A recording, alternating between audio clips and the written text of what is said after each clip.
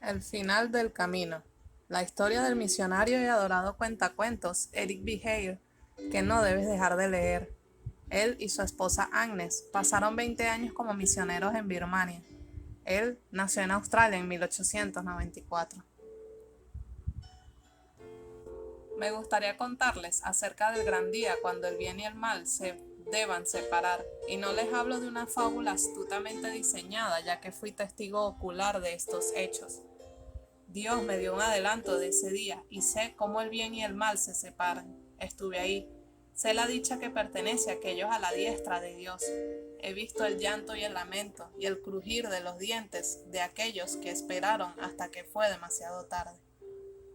Durante la Segunda Guerra Mundial estaba en Rangún, Birmania, cuando los mercaderes cerraron sus tiendas y despidieron a sus cansados empleados. Los vi huir por sus vidas. Vi a los bancos cerrar sus puertas y a los banqueros correr por sus vidas. Vi a la oficina postal y a sus trabajadores correr por sus vidas. Estaba en Rangún cuando los médicos y enfermeras colocaron a sus pacientes débiles y enfermos en las aceras y huyeron por sus vidas. El ejército japonés estaba a menos de 75 millas de la ciudad y nuestra última línea de suministros había sido bloqueada. En el zoológico, los cuidadores les dispararon a los leones y los tigres para evitar que murieran de hambre. Entonces huyeron por sus vidas. En los asilos de enfermos mentales y leprosos, los guardias abrieron las puertas. Entonces corrieron por sus vidas. Y en la cárcel, a tan solo 3 millas de la estación de nuestra misión, se abrieron las puertas y 3.000 criminales salieron caminando hasta el pueblo, mientras los guardias y los policías huían por sus vidas. Estuve ahí, lo vi. Vi el último bote zarpar a la India. Vi al último tren abandonar la estación. Y les contaré lo que pasó, ya que en Rangún Dios me mostró un adelanto del fin del mundo y el día del juicio final. Tan solo 2 días antes de que escapáramos, estaba empacando algunos de nuestros artículos más valiosos, cuando una mujer acomodada se acercó a la base de la misión y preguntó por el señor Melín, el superintendente. El señor Melín salió y aunque no quise, no pude evitar escuchar la conversación. Señor Melín, tengo que irme y no me puedo llevar nada más que una pequeña maleta y una alfombra para el viaje, dijo la mujer. Puede que no me conozca, pero yo a usted sí. Vivo en aquella gran casa a tan solo unas pocas cuadras de distancia donde están los cocoteros y los grandes árboles de mango, y ahora me tengo que ir y dejar a mi querido hogar detrás. Odio pensar que los ladrones entrarán y robarán, saquearán y causarán estragos. ¿Podría la gente de su misión pasar por allá para que saquen todo mi encantador mobiliario? Llévense mis camas, mis mesas, mis sillas, mis hermosas alfombras. Me alegraría mucho si supiera que la gente de su misión las usará. Y oías al señor Melín decir, ya es muy tarde, ya tenemos todo empacado, nos iremos en cualquier momento. Hemos estado esperando para evacuar a los miembros de nuestra iglesia, y cuando se hayan ido nos iremos también, solo con una maleta cada uno. Si hubiésemos podido obtener algunas de esas cosas hace 3 meses, cuando estábamos arreglando nuestra clínica, habríamos podido usar cada cama, silla y mesa, pero ahora es muy tarde, demasiado tarde. Vi las lágrimas anegar los ojos de aquella pobre mujer. Muy tarde, gimió, como si no pudiese creerlo. ¿Usted también se irá? Mientras se iba, se echó el chal sobre la cara para ocultar su pesar, y de sus labios salió el angustioso lamento. ¿Cómo lo desearía? Entonces la emoción ahogó sus palabras, pero sabía lo que deseaba, desde luego que sí. Traté de recordar si esa pudiente mujer a tan solo 2 cuadras de distancia alguna vez había ayudado en el programa de la clínica o en el programa de la cosecha. No se me ocurría ninguna ocasión en que esa pobre rica mujer hiciese algo por la humanidad. Ahora era muy tarde y ella tenía que dejar todo atrás. ¿Y cuánto desearía lo contrario? Algunos días después, mientras dejábamos el pequeño pueblo de Pacocu, justo después de cruzar el río Irrawaddy en nuestro escape hacia la India, el pastor Christensen nos hizo señas para detenernos a un lado del camino. Nos estacionamos detrás de él, nos bajamos de nuestros autos y caminamos para ver qué ocurría. Él estaba conversando con una mujer pudiente de la India. Pastor Christensen, decía la mujer, esto es como el final del mundo. ¿Cómo me gustaría que me bautizaran ahora? ¿No habrá tiempo de volvernos al río para que me bauticen? No sé qué pasará mañana. Si tan solo me hubiese bautizado, sentiría que todo estuviese bien con mi alma. Oí que el pastor Christensen le dijo, es muy tarde ahora. Hace 6 semanas me arrodillé en su hogar con usted y sus hijos pidiéndole al Espíritu de Dios que los ayudara a tomar una decisión. Entonces, estamos huyendo por nuestras vidas ahora y debemos seguir nuestro camino. Le pedimos a Dios que la lleve sana y salva a la India para que podamos realizar estudios juntos y nos preparemos para el bautismo entonces. Y entonces vi a aquella rica mujer de la India hundirse en el piso y cubrirse el rostro con su sari mientras sollozaba. Demasiado tarde, demasiado tarde. ¿Por qué no me bauticé hace 6 semanas? Había tiempo en ese momento, pero ahora es demasiado tarde.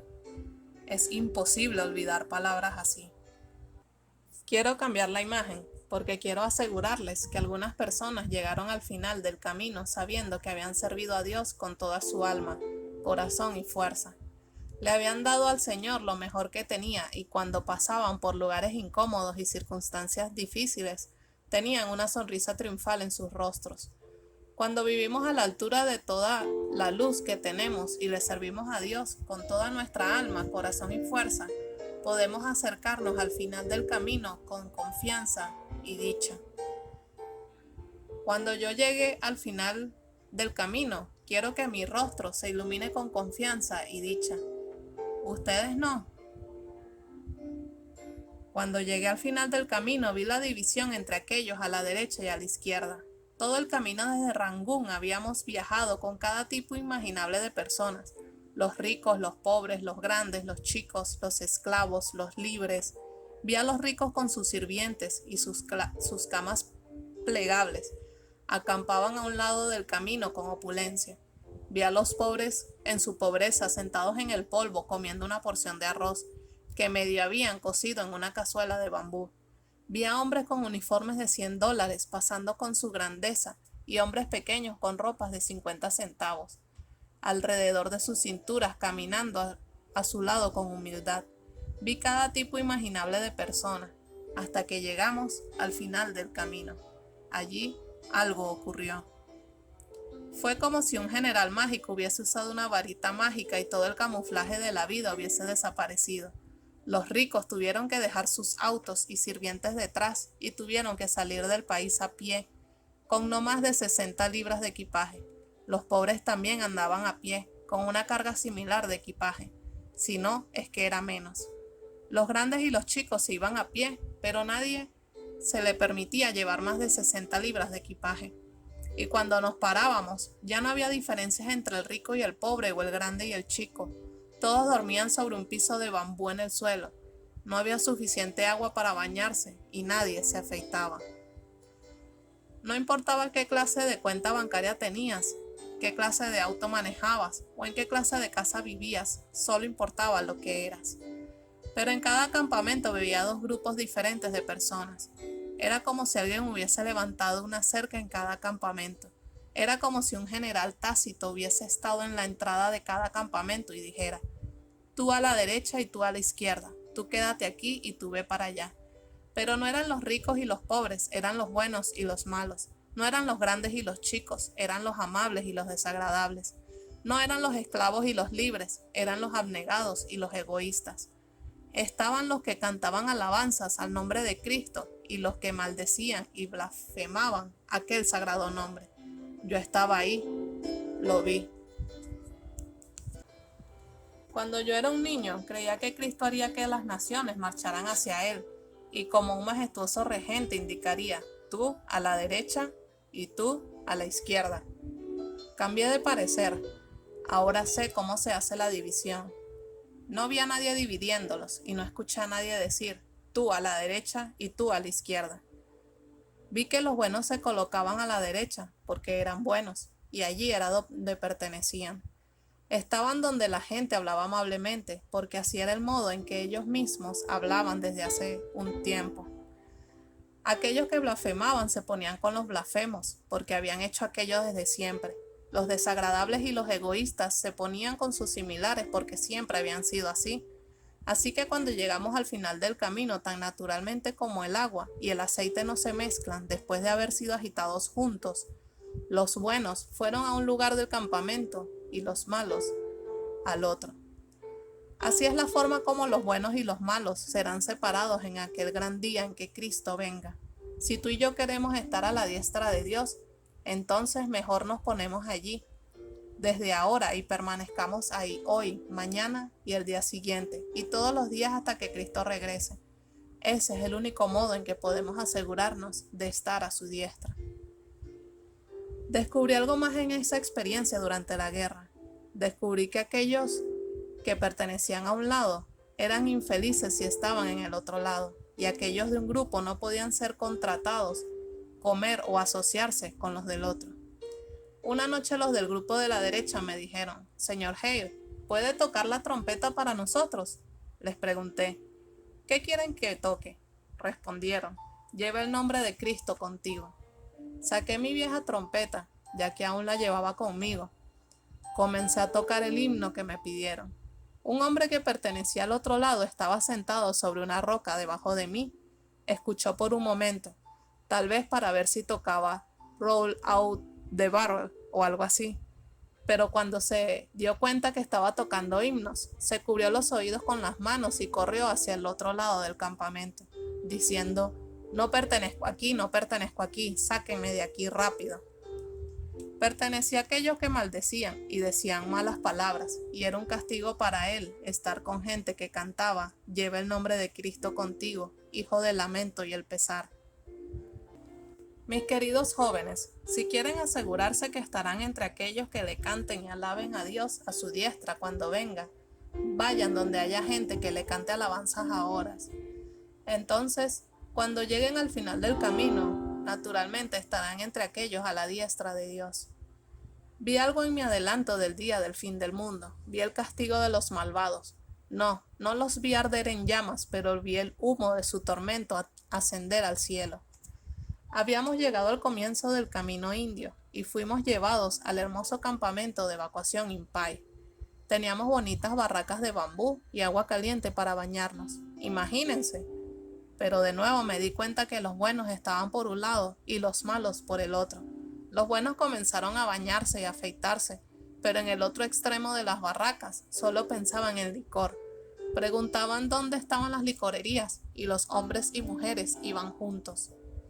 Bebieron todo el licor que podían, entonces se devolvían a buscar todo el licor que pudiesen cargar consigo, y esa noche mientras cantábamos himnos se pelearon estando ebrios. Temprano a la mañana siguiente llegó el capitán, aplaudió y clamó: «Que todos estén listos a las 8:30. Vendrán buses y camiones para llevarlos a la estación ferroviaria de Dimapur. Les darán boletos gratis para cualquier parte de la India». Mucho antes de las 8:30 ya estábamos listos, de pie a un lado del camino, pero de nuevo noté que los buenos estaban de este lado y los malos del otro lado. No pude evitar oír lo que la gente a mi alrededor decía. Hablaban de la maravillosa cena de la noche anterior, el genial desayuno, la limpia plataforma de bambú donde habían dormido y el tren al que se subirían. De repente, algo parecía decirme que fuese al otro extremo de la fila para saber de lo que estaban hablando. Me di una vuelta por allá casualmente, pero no vi ni una sonrisa en el grupo de allí. Se quejaban y gruñían. Viejo gobierno putrefacto, viejo campamento putrefacto. No pude dormir por los mosquitos. ¿Por qué los camiones no podrían venir antes? Regresé a mi lugar en la fila tan rápido como pude. Volví con la gente que estaba contando sus bendiciones. Ahí es donde me gusta estar. Y le pedí a Dios que buscara en mi corazón las raíces de la amargura y el criticismo y me librara de aquellos horribles hábitos, porque sé a dónde llevan la queja y los murmullos. Y al final del camino no quiero estar ahí. Un poco más tarde oímos un traqueteo y un estrépito y 2 camiones militares se estacionaron. Y tenían techos de lona y paredes a media altura, pero no tenían asientos. Mientras llegaban, los que estaban en el otro extremo de la fila gritaron: «Estos son nuestros, estábamos esperando primero. Hay otros que vendrán luego, esperen por ellos». Solo dijimos: «Bueno, adelante». Los vimos abordar. Mientras subían sus cajas y paquetes, estaban peleando, discutiendo, maldiciendo, empujando, dándose codazos y golpeando a los demás. Al final, apretados como sardinas, insultando a sus choferes, partieron. Pasó poco tiempo antes de que oyésemos el rugir de más vehículos, y a nuestro campamento llegaron 3 elegantes buses de pasajeros, con asientos y espaldares acolchados. Pusimos a los más endebles en un solo asiento con una almohada bajo sus cabezas. Sentamos a las mujeres cerca de las ventanas, metimos el equipaje cuidadosamente y revisamos cada bus para asegurarnos que todos estuviesen cómodos. Entonces, sonriendo, le dijimos a los choferes: «De acuerdo, en marcha». A 5 millas por el camino pasamos los 2 camiones militares, y allí es donde vi el castigo de los malvados. Cuando nos vieron en nuestros bonitos buses, sacaron sus cabezas del camión y movían sus manos arriba y abajo y gritaban y maldecían. Le gritaban a nuestros choferes que era hora de cambiar o que colocáramos todo el equipaje en los camiones y que toda la gente se pasara a los buses, pero nuestros choferes los ignoraron. Mientras los pasábamos, vi el polvo de aquel camino subir y bajar, y en medio de aquella polvareda vi a sus brazos agitándose. Podía ver sus labios pronunciar maldiciones y blasfemias. Siempre declararé que tuve un pequeño adelanto del humo de su tormento ascendiendo por toda la eternidad. El buen libro en verdad dice: los últimos serán los primeros. Los últimos. Muchos son llamados, pero pocos escogidos. Mateo 20:16. Desde entonces manejé de un pueblo a otro. Incluso las señales de la autopista me predican y me recuerdan la consagración que le hice a Dios en aquel momento. Doquiera hay señales que indican: mantenga su derecha. Cada vez que veo una de esas señales, le rededico mi vida al Señor y digo: ¿es exactamente lo que voy a hacer? Me mantendré a la derecha, pues es allí donde quiero estar cuando el Señor Jesús venga. Cristo vendrá pronto. Dentro de poco, la voz de los cielos dirá: hecho está. ¿Y entonces qué? ¿Dónde estarán ustedes entonces? ¿A la derecha o a la izquierda? Conozco el único lugar donde ustedes y yo seremos felices. Ustedes pueden estar allí, yo puedo estar allí. El camino es claro, está marcado. Mantengan su derecha.